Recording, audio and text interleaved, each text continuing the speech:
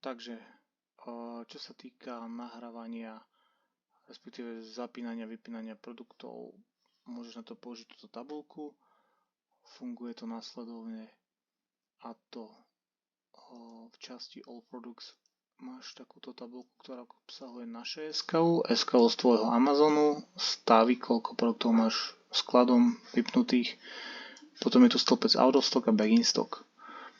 A v podstate tebe stačí si otvoriť Out of Stock, ktorý každý deň je aktualizovaný, zoberieš si všetky produkty z prvého stĺpca, alebo ak potrebuješ len NCL, NFL, vyberieš si proste, čo potrebuješ vypnúť.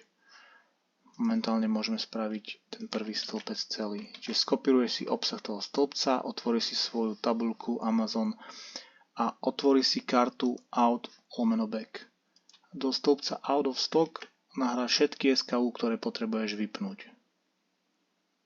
Následne prejdeš na kartu All Product a cez filter si vyfiltruješ všetky, kde máš číslo 1. To znamená, že tieto SKU sú na vypnutie.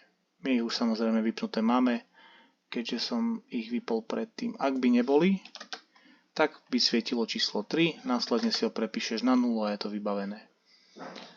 Potom si zoberieš všetky tieto produkty zo stĺpca B, SKU Amazon, skopíruješ si to a ideš do časti Export, kde do SKU pridáš hodnoty SKU a do Quantity keď skopíruješ, pridáš hodnoty, ktoré potrebuješ dať na 0, vlastne dáš tam 0. A ak by sme potrebovali tieto NCL-ka teraz zapnúť, tak spravíš v podstate to isté, len použije stĺpec Back in Stock. Tieto vymažem, aby nám to nerobili zbytočne šarapatu. A vypnem si filter, označím si prvý riadok, zapnem filter a cez momentálne ich v Out of Stock stĺpci už nenájdeš, keďže sme ich nahrali do Back in Stock stĺpca.